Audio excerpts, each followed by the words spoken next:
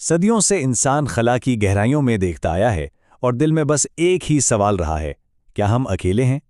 लेकिन जरा सोचें, अगर एक दिन इसका जवाब मिल जाए और जवाब नहीं में हो तो? अगर खला की खामोशी से एक ऐसा सिग्नल आए जो सब कुछ बदल दे। आज हम एक ऐसे ही सफ़र की कहानी सुनेंगे जहां एक दरियाफ्त ने एक इंसान को तारीख के सबसे बड़े और मुश्किल तरीन इंतखाब पर ला खड़ा किया। क्या हम इस कायनात में वाकई अकेले हैं? इस एक सवाल का जवाब जानने के लिए आखिर कोई क्या कुर्बान कर सकता है? अपना वक्त, अपने प्यारे, या फिर अपनी पूरी जिंदगी?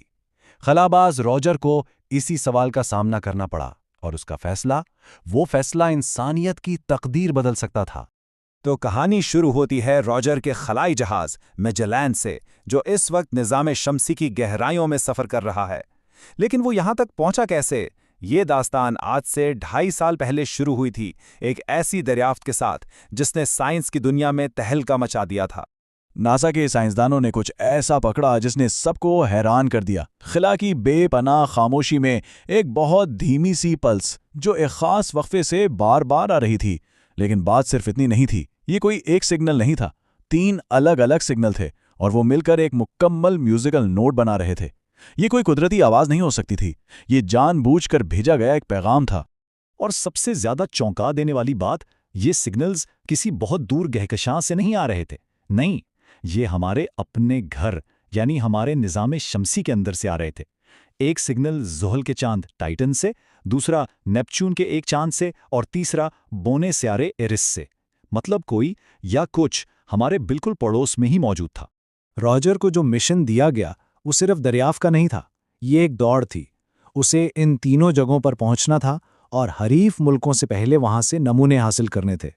तो ये इंसानियत की तारीख की सबसे बड़ी खोज भी थी और एक नई खलाई दौड़ का आगाज भी। लेकिन आप जानते हैं, हर अजीम दरियाफ्त की एक कीमत होती है, और इस मिशन की कीमत सिर्फ डॉलरों में नहीं बल्कि इंसानी रिश्तों की सूरत में अदा की जानी थी। ये कीमत थी जो रॉजर और उसकी बीवी एबिगेल को चुकानी थी। ये मिशन कितना लंबा था? पूरे 10 साल। सोचें जरा, 10 साल की तन्हाई, खला की बेरहम खामोशी में, हर उस शख्स से दूर जिसे रॉजर जानता था, जिसे वो अपना कहता था। और यहीं वक्त का खेल सबसे जालिमाना हो जाता है। रॉजर तो क्रायोस्लीप में रहेगा, उसके लिए तो जैसे वक्त रुक जाएगा।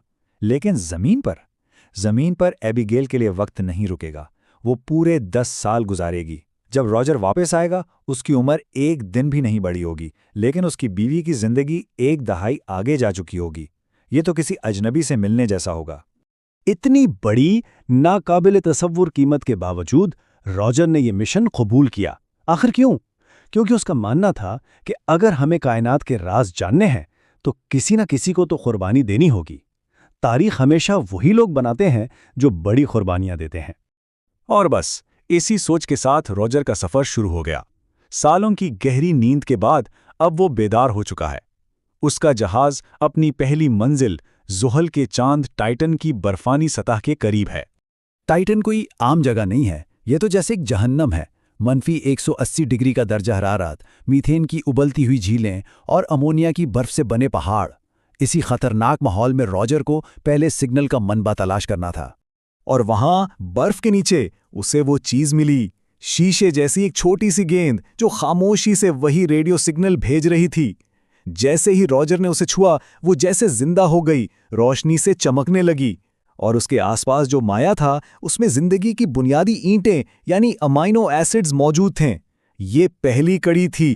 अगली मंजिल थी नेपच्यून का चांद। वहां भी बिल्कुल वैसी ही एक गेंद मिली, लेकिन इस बार 50 मीटर ठोस चट्टान के नीचे। और आखिरी पड़ाव एरिस पर मिली गेंद तो सबसे अजीब थी। वो एक जिंदा माया चीज से ढकी हुई थी और उसके अंदर एक मुकम्मल गैर इंसानी डीएनए था। तो ये कोई आम पैगाम नहीं था, ये पहेली तो हर कदम पर मजीद गहरी होती जा रही थी।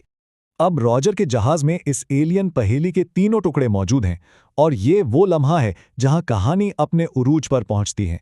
तो रॉजर ने एक आखिरी तजुर्बा करने का फैसला किया। उसने तीनों गेंदों को एक साथ रखा, एक गहरी सांस ली और तीनों को एक ही वक्त में छू लिया। और फिर उसके जहाज का कंट्रोल पैनल जैसे जिंदा हो गया।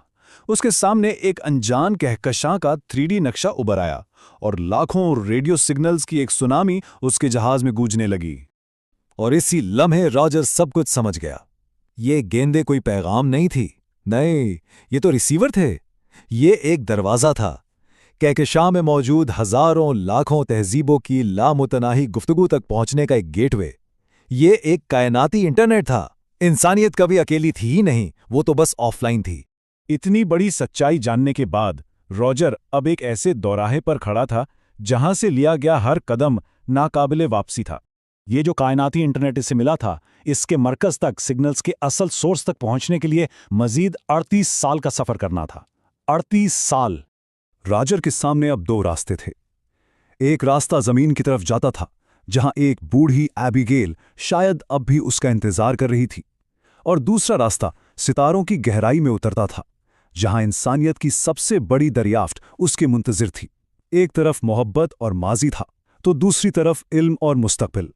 उसने अपना फैसला कर लिया और अपनी बीवी को एक आखिरी दिल तोड़ देने वाला पैगाम भेजा। उसने कहा, मुझे खुद को अपने ज़मीनी रिश्तों से आज़ाद करना होगा, ताकि कोई मेरा इंतज़ार ना करे, ताकि ज़मीन पर मेरा कोई अपना बाकी ना रहे। ये एक अलविदा था। रॉजर ने सितारों को चुन लिया। उसने इंसानियत के मुस्तकबिल के लिए अपनी मोहब्बत को कुर्बान कर दिया। अब सवाल यह है कि अगर ये इंतखाब किसी को करना पड़ता तो वो क्या चुनता? घर की तरफ जाने वाला महफूज रास्ता, या एक नामालूम हैरतों से भरी कायनात की तरफ जाने वाला सफ़र?